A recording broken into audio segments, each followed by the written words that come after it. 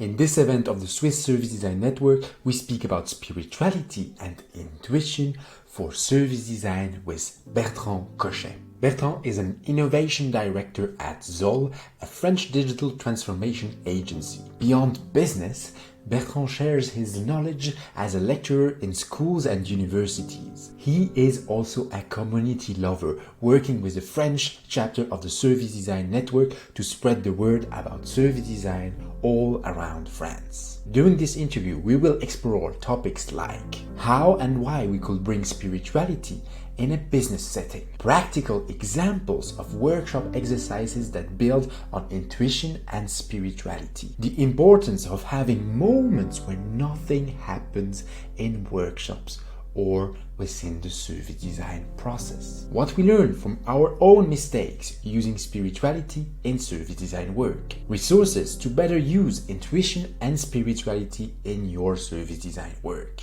A big thank you to Bertrand for taking the time to share all his knowledge with the community. Hello everybody, hello Daniel, thank you for inviting me. Thank you so much that we could make this event happen today. I'd love maybe for people to know a little bit more about you, Bertrand. Tell us a little bit about what's your relationship with service design and your relationship with spirituality and how these two worlds mash up in your life. I'm a bit like you and like a lot of people. We are a bit Swiss knife because in your different experiences, professional or personal, we have tried to do a lot of things in the best way. That's what I did. I began far away as art director, and then I became what we called in the past years a usability expert, an ergonome, as we say in French.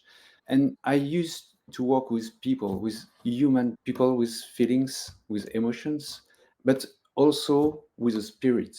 That's why we call this session about spirituality. Everybody has a spirit, as we know. We have also a mind, which leads usually our professional activities. And that's why I tried this last years to introduce more a vision of values, maybe ethics regarding our different activities we can do in service design, in UX, etc. That's the way I try to mix, to mash up, as you said, Daniel. There's different parts of us as human beings. Awesome. And so we had already a bit of this conversation in another setting. So I already know where I have to point fingers at, which is very cool. May I ask, how do you bring this idea of spirituality in the business world? Because I know you are someone who works with big business, normal businesses. So you're used to the boardroom and these very spreadsheet like way of thinking. And so, how do you bring that into the spirituality, intuition, into a world where it's usually numbers, KPIs, and spreadsheets? Yeah. First of all, it arrives late in my life, in my professional life. When I was a teenager, as a lot of us, I have some feelings about things, some intuition that things could happen like this or like that. And sometimes we listen to it or not. But with the experience, with the age, I realized that usually if I listen to that, the thing will happen. And that's an interesting thing because we are always in a kind of hurry to do tasks, to do activities, to run workshops, etc., etc. But if we take time just to sit and to observe and to feel, that's the way we can change our mind on the professional activities. To introduce feelings, good things in what we do and the way we react with others. I love how you bring this idea of kind of this tension that we have. A lot of our jargon, sprint, running workshops, getting shit done, it's very active. We are usually in this active mode in service design, and there is not much relax, No. inspiration, seeing things happen, observing, feeling.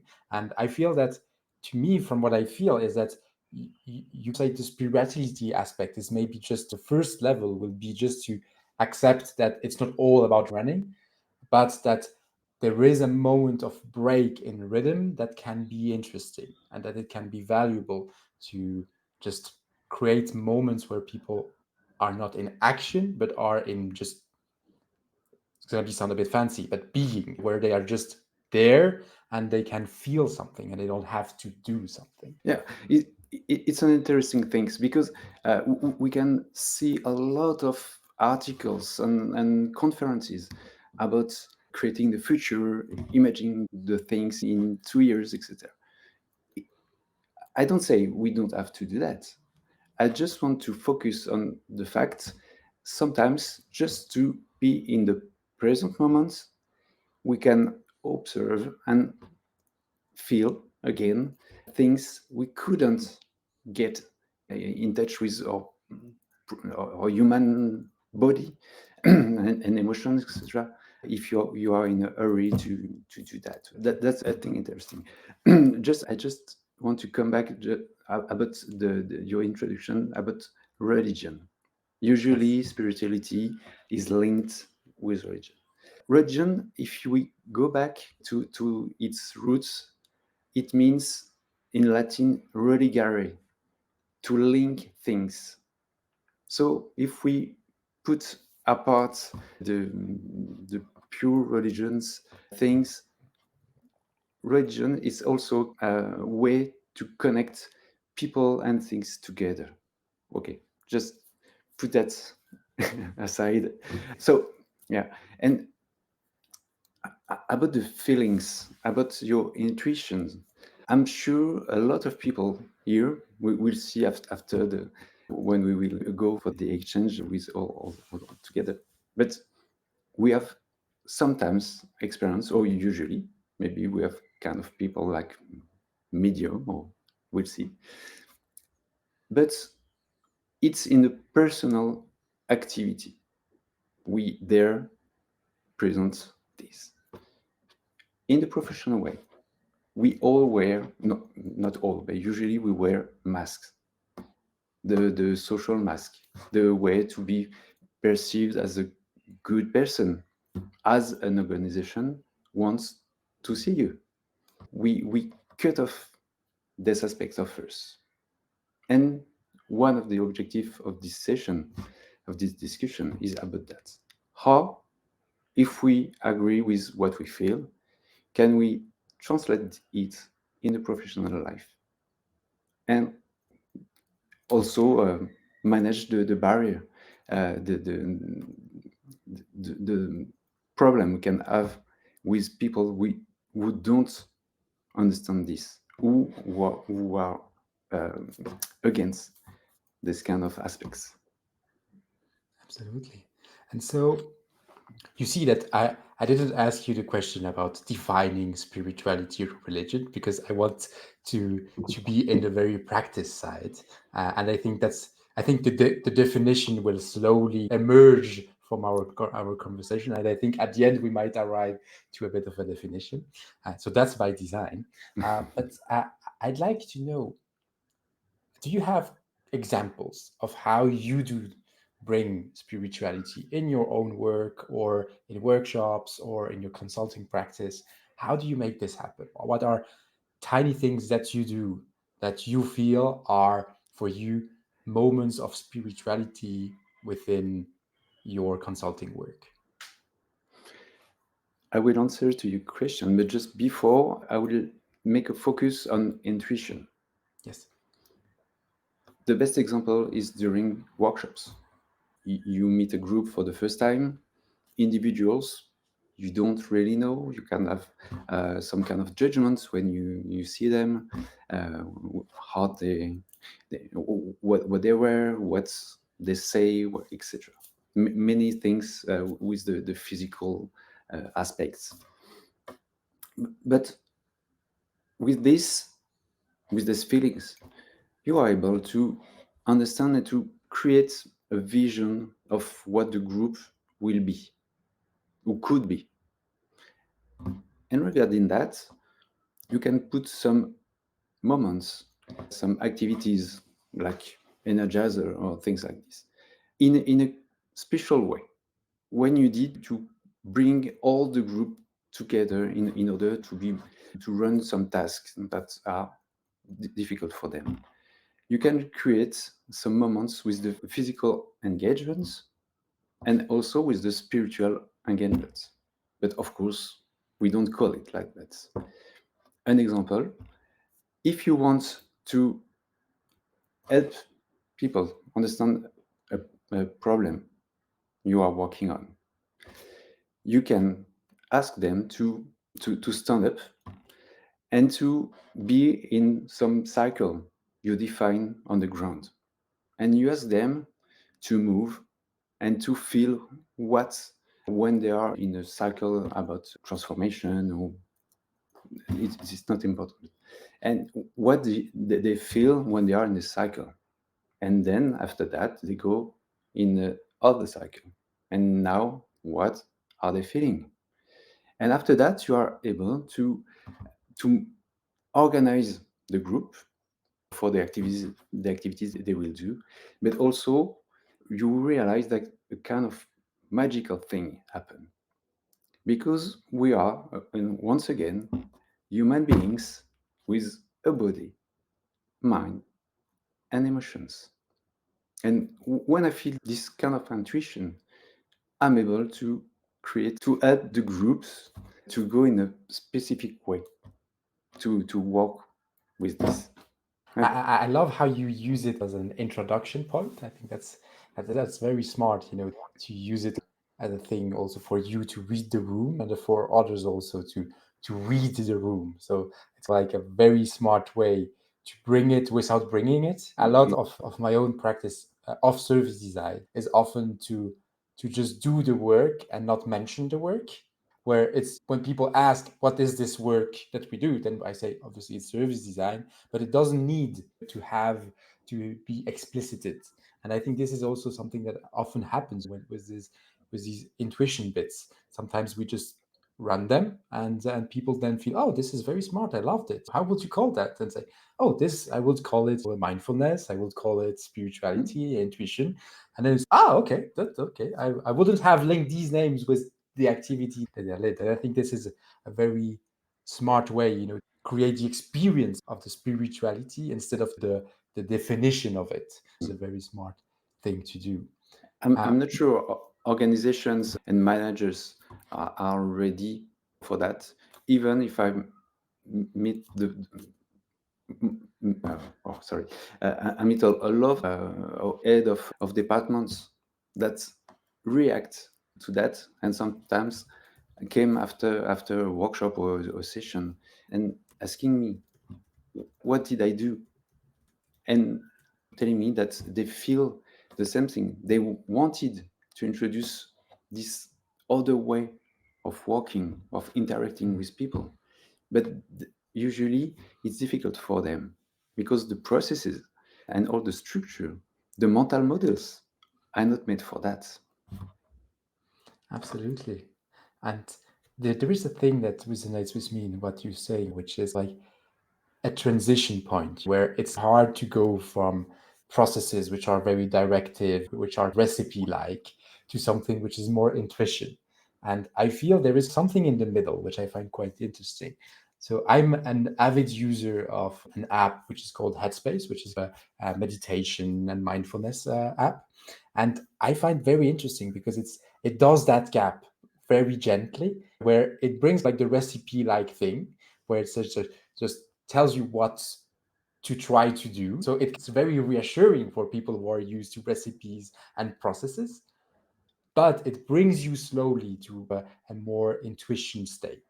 And I feel there is a very interesting potential there for business to bring these elements of spirituality, intuition, in a bit of a structured and process like way, because it has then a flavor that is already known. If you add vanilla on top of something new, it's still new, but it's still a bit reassuring because you still understand that there is vanilla.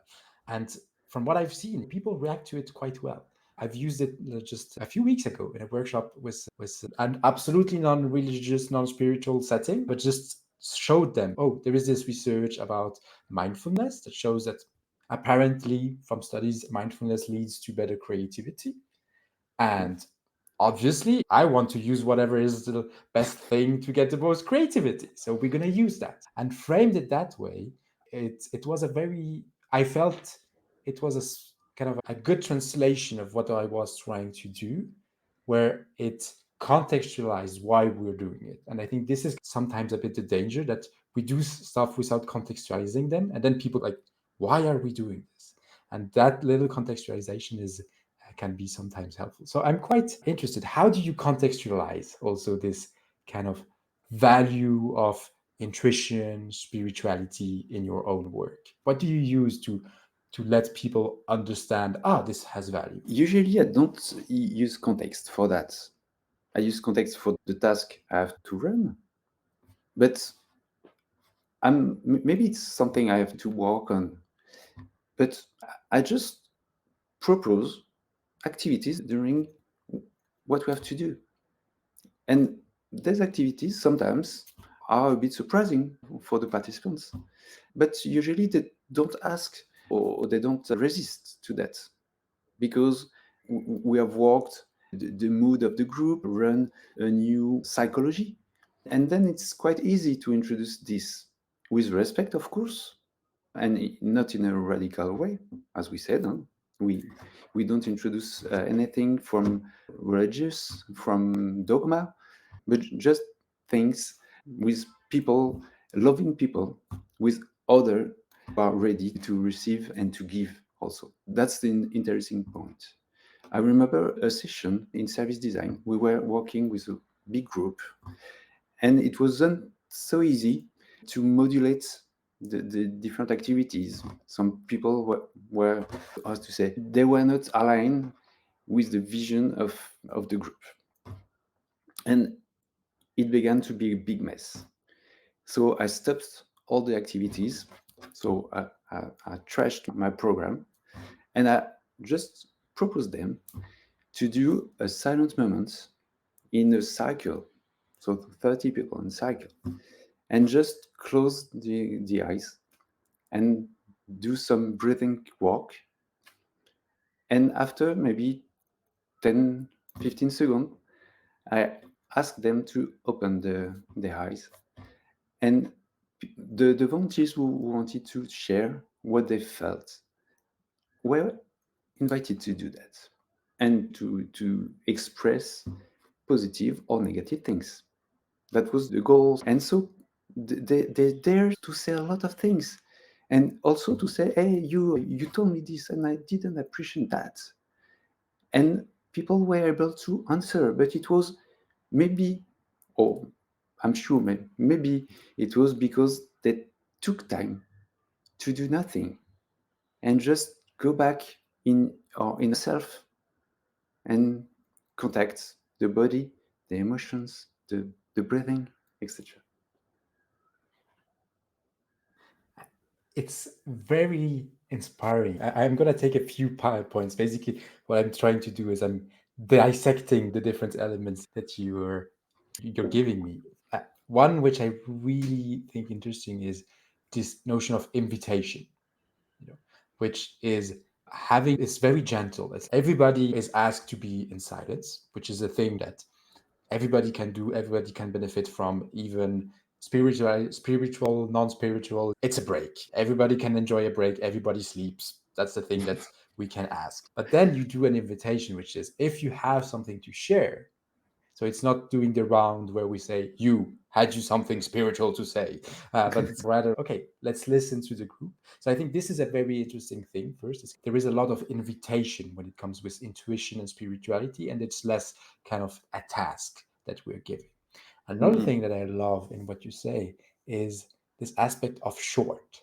You didn't say oh, we spent 1 hour in silence with, no, you just had 15 seconds, 1 minute, and already that brought the quality of people just realizing, oh, I got hurt. This is circling in my head. Why is this circling in my head? Maybe I got hurt here. Oh, there is something in me that needs to be resolved. Oh, I have this idea. Why did it come up before? It's these under the shower moments, but showing that it's short and it can work. Then two other things that you mentioned that I found very inspiring are the fact that, from what I see, you consider spirituality and intuition as weird as any other icebreaker. We do some icebreakers where we ask people to jump and do silly things.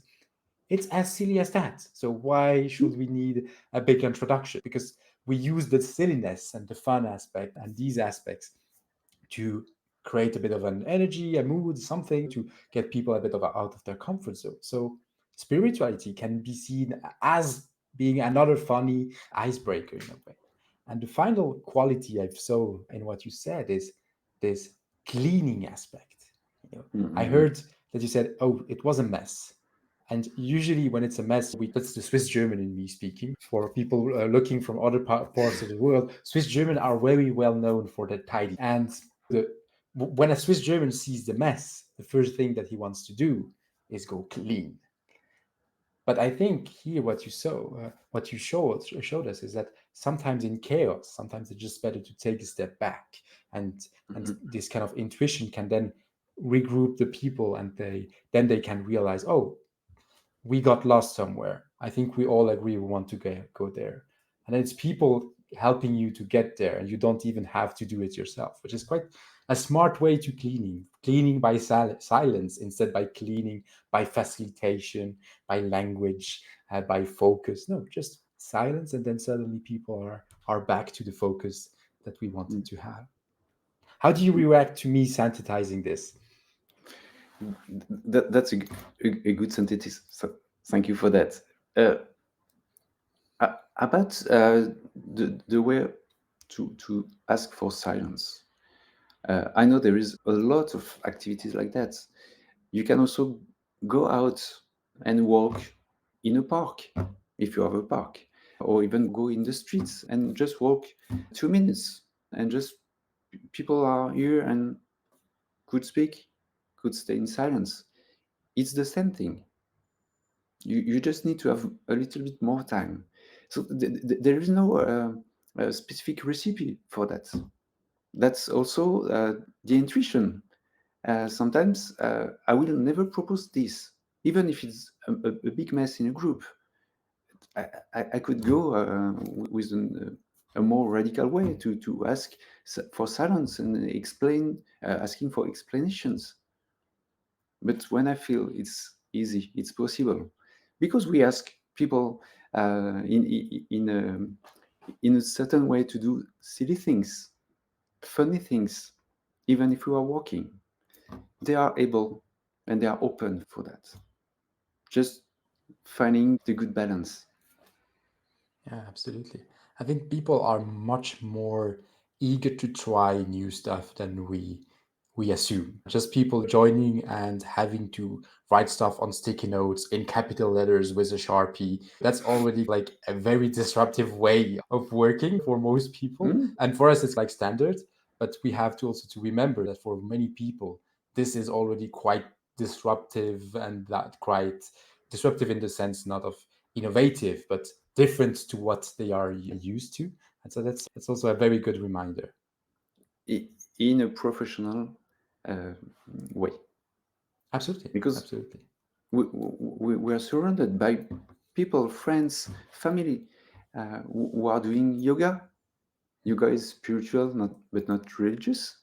Who are doing many activities like that to find myself again, to slow down the pace of the everyday activities. You can go for a walk, you can sit in a church or a mosque, no matter. But people are doing tons of things like that in their personal aspect of their life. So you can bring just some small aspects of that, and just to find the good way for helping them to be ready to participate and to feel emotions. Absolutely. I feel there is this aspect that you say at the end, which is doing it in a professional way, especially in workshops. In my own practice as a workshop guy, often there is a lot of talk before the workshop with the organizers, with the team, where we discuss, oh, what will be comfortable for the team? What will Mm-mm. be challenging in a good way? What is challenging in a bad way? Where we say, no, this is not out of the comfort zone. This is where it's going to be painful. And we have a lot of these conversations in advance where we say, hey, do you think if we do that, it can work in your culture or not? And we do already that. And I think this is just another tool that we add into that conversation. And when you ask people, most people are then very happy to say, oh, sure. If we have the time to have a 15-minute walk in nature, Mm-hmm. that will be awesome. And then we say, hey, but we want them to reuse that inspiration, and we're gonna just do a 5 minute round to see if someone has something that came up which we can reuse then back for the business. And people are, oh yeah, obviously I would love to have that extra value of creativity in the room. Absolutely. Mm. And may I ask, did you try stuff that backfired? Is there any moment where you felt like you tried something and you, oh, that one didn't went well? And maybe what's the lessons that you learned from it, if there is such a moment in your own practice? Yeah, it happened just a few times, and I realized after that I wasn't aligned and present during the session. So maybe I didn't feel enough what was going on. And yeah, of course it happened. Some people during the proposal of moving on or closing the eyes say, no, I don't want. So if there is only one people, we could understand, we have to respect that. We just have as facilitator to ensure why, because sometimes just a feeling in their part, and we can sometimes react and yeah, re-engage the person. If not, we can let him abroad, not abroad, sorry, aside, but it's not good for a group efficiency.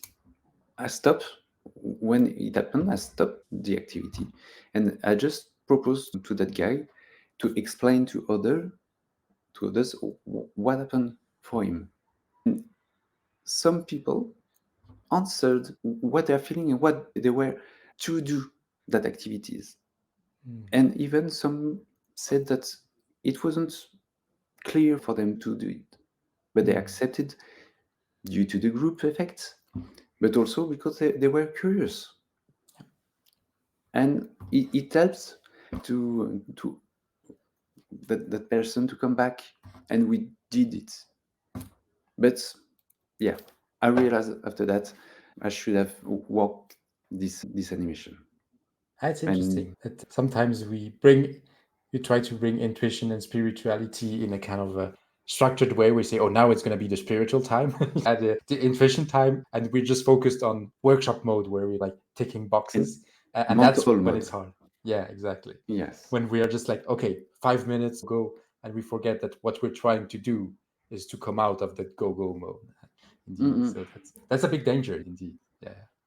Yeah, I, but you can see sometimes, and I'm sure you experience that. You are with your mental model, you are running the workshop, and people sometimes are creating something you didn't expect, and you're not sure it's the good way to go and to deal with the objectives of the workshop. Two options: you stop them. No, it's not what you have to do. Why not? But I'm not sure it's the best way to do. The other way is to step back, look at them, feel what is going on, and then you are able to do. If you have to go to see just few people and ask just the good question to help them maybe to rethink what they are doing, etc., etc. or asking to all the group something. And then you are not in a mental way of thinking, but more in a spiritual and intuitive way of speaking. You listen what runs in your body and in your spirit. Absolutely. Th- There is one failure that I'd like to share too, because it learned me one thing, which is so I did that in a setting which was more kind of a church, so an Mhm. organization which has a religious background, and therefore bringing in spirituality was a very easy thing for me there. And one thing that me thinking, oh, these are very spiritual people, so they are much more spiritual than me. So I had high expectations, and I came in and I used a thing that I still use, which was a thing where I asked people to have a bit of a calm time, which in that case, because it's religious and it's Christian, was Mm. called prayer. But in other settings, I would have called it just a silence and meditative time. And basically, then I asked people, oh, okay, what did you learn from that session? And there was nothing. And I was like, oh, but that's not normal because these are spiritual people. They should, from my understanding, they are religious, so they might have a link with God or something.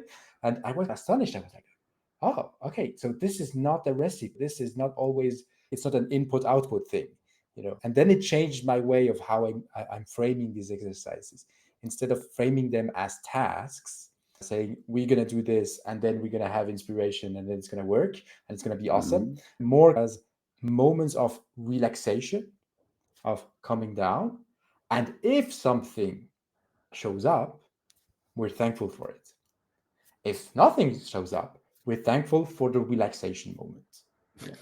And Mm. just to reframe that, because for me it was, oh, these are very religious people. It should happen. How can pastors not receive something from God? And it was a very good slap on the face for me to, okay, even very religious people don't have spiritual moments like that. It's something that it happens, it doesn't happen, you don't choose it. And I think this is also a kind of a lovely failure that I'd like to share, which brought me to this. It's not a task, Mm. it's an opportunity. And in an opportunity, some things happen, sometimes things don't happen. And but there's still something to get out of it, which is at least the relaxation bit. Mm. Very interesting your example.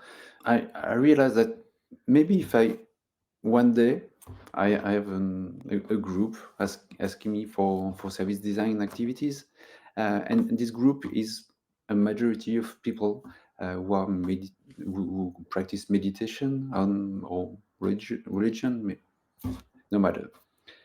Maybe I won't use these tricks with spirituality. Maybe I will push them maybe more in Mm. theatrical experiences, because we can imagine that they are not used to practice this. If they used to practice meditation, if I ask them to close their eyes and to feel their inner self, it will be easy for them. So what will go out of that? Maybe very good things. I don't say it won't be good, but if I want to push them a little bit, yeah, maybe I will choose other activities that they don't practice every day. Yeah. Why not? I love the provocation of saying it's maybe in the most spiritual places where we should not bring spirituality in the game and maybe kind of other things. And it's in the less spiritual places where spirituality has a big thing that it can bring because it's different, it's new, and it will bring this divergent way of thinking. Where Mm-mm-mm. if you're a very spiritual person, that's already in the norm of what you're doing and you're used to it. So I love the provocation. It's one of these counterintuitive truths that you can play with. Love it, love it. I'm gonna give obviously the space also for people who are watching us to ask their questions in the chat. Don't hesitate to ask your questions. We have a bit of a smaller crew today than what we're used, so we might have a little bit less question, but I have still so many things that I want to know from you. So it's gonna be lovely. Was while we So when you were in the shower this morning, I might ask you this, if I might ask you this question. When you were in the shower this morning and you prepared for, usually what happens in the shower, at least for me, it's like my mind goes on and it's, oh, calendar mode. Oh, I have to pick up the kid. Then I have to make this happen. Oh, I should not forget about that, blah, blah, blah, blah, blah. And there's an expectation setting moment.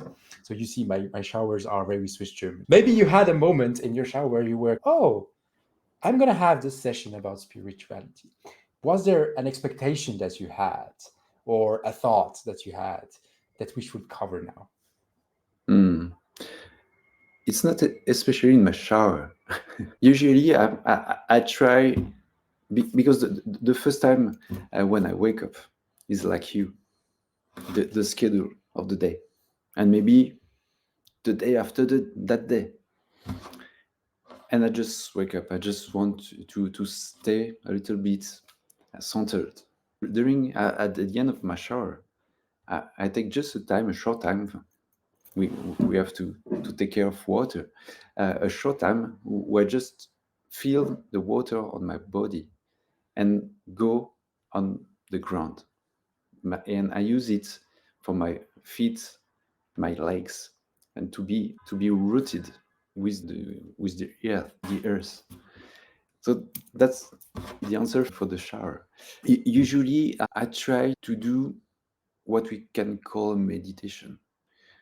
I take a time to feel and to imagine and to receive information of my mortal, but also from other information I can get, no matter from where it comes. But I use it.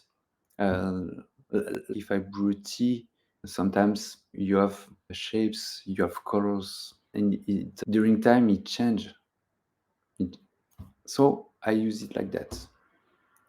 And when I'm quite clear about that, I'm able to write the program and to imagine what I can do.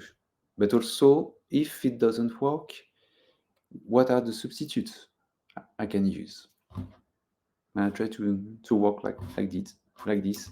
And usually, it helps to be more confident with that practice. It works well.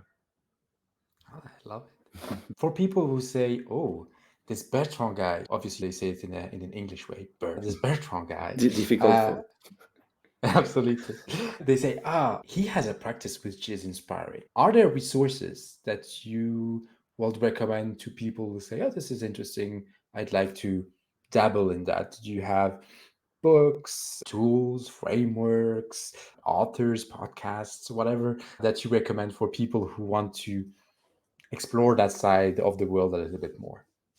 Yeah, I think about Augusto Boal. He's from South America, and he invented a way to contact people, especially poor people at the time, because he was supposed to get a lot of information about their behavior, their way of living. And he realized that when you come with your kind of superiority of a city man, well dressed, and you arrive in a farm, you have a problem. It's it's obvious. We know that. There is so many studies that prove that. But he experienced that, and he realized that he has a simple way to help them to be more confident uh, during this relation, and to speak a lot, and to give a lot of insights. And he did it with the theater approach. So I could send you the name of the book, but he wrote two very good books. One about the invention of, in French, it's théâtre forum. I don't know. So it's very interesting, and there is a lot of small activities you can perform regarding your audience. And so I brought some activities in my practice, and sometimes make it evolve. But some are very good to use like that. Another author, Adam Lawrence, is from Germany.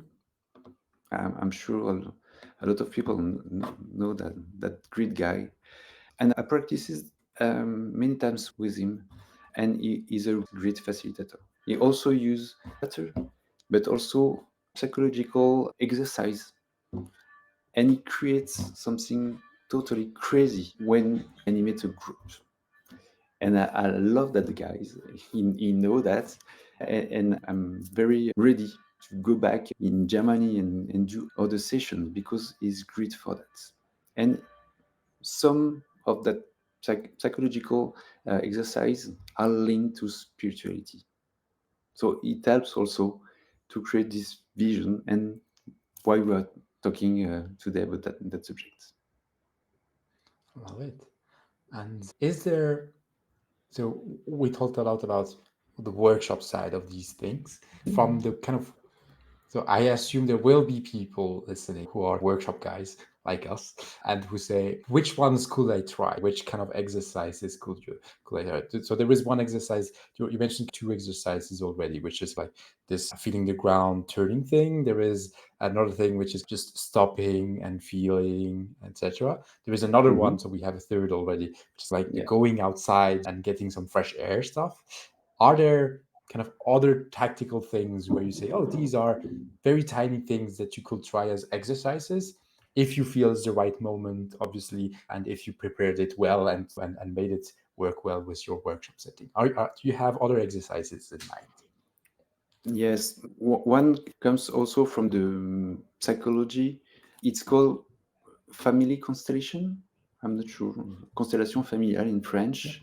The way, so it's used when in a family of an individual who has troubles with others, and you have to play roles to understand what is linked between people, where are the troubles, where are the friction points, and you are not obliged to get the real people around you. So maybe you have a trauma, and then you are in the middle of the cycle, and some people you sometimes don't know have a role, your mother, your father, and they ask to play just some beginning stuff and practices it sometimes to learn it, but it's really crazy because people who don't know each other, and they are able to speak, like for example the father, who to say some things very hurting that the mother said, but the person in the center never mentioned that. So some magical things happen in this exercise. So if we forget the psychological and personal aspects, if you transpose it to professional, it's very interesting because it works as well. You are on a trouble with the organization, with the process. How do you manage that? In the same way, you have people around you. It could be the real people, but the most interesting thing is, even if you have the guy that is maybe a part of the trouble, you will attribute another role, and you make them play all the roles and to understand. And here also it happens crazy things, and it's beautiful. Sometimes I feel emotions, strong emotions, when I realized what is going on in the group. Sometimes people doesn't realize totally what is happening, but it's a good tool if you want to experience that spiritual thing. Absolutely. And it's a very kind of empathic exercise also. It's like Mm. putting yourself in the shoes of someone else. I've seen that being done, which is very funny. I guided an exercise like that where he took specific figures of the specific types of customers they had. And so he said, oh, so now you will react to this project that we're doing Mm-hmm. now as Billy, the pissed up guy, the kind of ones 30 years old, blah, blah, blah, blah. It gives a bit of context. And Mm-hmm. also, now, Billy, what do you have to say? You know, and then he plays that that thing. So it's very interesting because it's an empathy moment where you realize, okay, oh yeah, we have a blind spot. We forgot about Billy there. But at the same time, it's a very fun thing because obviously Grumpy Billy, played by the most sweet girl in the thing, has a funny quality to it, which then also lightens up the space in a way that you are able to hear the very harsh critic, that a customer would say about this, but in a way that you can receive it quite easily because it's played, it's a bit exaggerated, but still Mm-mm. you get the learning where you say, oh, I think there is a good point here that Billy is making, and you can also extract that. So definitely, this is a very impressive exercise. And it's interesting because the person that gets the role of that guy, we can realize that he don't know him well, Yeah. usually, and because he's in an organization, you have to think positively about the organization. But he knows things, and with that exercise, he's able to explain the things truly with no filters because he is authorized to do that because it's not him that is calling, and that's just a perfect moment. I love it, love it. So I That's a way see. to Oh, sorry, God, God. that's just a way to put your mask off for some minutes or hours. Yeah, I love that idea that sometimes to pot the mask off, we have to provide another one where we say, hey, just play with this one for a few seconds. Yeah, Then we take that mask off and we put another. But there is still a moment of transition where we see the face. It's a very interesting and image, this idea and of what removing the mask. and what happened inside you when your mask is just off and before putting the one we're asking to wear. Mm. There is always a great quality in our chats. And I'm so happy that today we could do that also for this setting. I think this is also something that, first of all, I'm extremely thankful also because you reacted to my invitation quite fastly and in a very in a very gentle and playful and helpful way. So thanks a lot for that. A But I pleasure. recognize also this quality that you have each time we talk together. We go in places that I find especially interesting because it feels to me like we're kind of bridging two spaces that often are very separated. And it's quite interesting because what feels natural to you is sometimes new to me, and what feels natural to me is quite new for you. And it's like this, oh, you do this, oh, I do that, oh. And there's like little aha moments that I really enjoy. So we explored a lot today. Is there a last thought, an encouragement, or a call to action that you'd like to leave to the community after this session? Mm. Maybe one point, because it's sometimes a bit tricky to speak about spirituality or intuition. Just dig into yourself if you want to practice this, because you find it interesting. And be sure that's the way you want to go or you want to try things. And then see what are your roots about spirituality. And once again, for those who are just joining us, it's not about religion, just spirituality, who you are, what is your spirit, your inner self, etc. And if you are aligned with that, I think people are ready to try and to experience this. Love it. Thank you so much for that reminder of the importance of being grounded yourself. I think before you offer something, you have to be sure that you're okay giving that gift. So the reminder that you're giving, which says, you're going to give a gift. Are you sure you want to give it? And from where does it come? And do you feel okay with the place from where that gift is coming? I think this is a very lovely reminder. Once again, Bertrand, it's been a lovely time shared with you, and I want As to usual, and I want to remind people this is all volunteer work. So thank you so much for doing that effort for the community. I really appreciate it. you're welcome. Thank you so Thank you so much. much, mate. And have a lovely end of the day.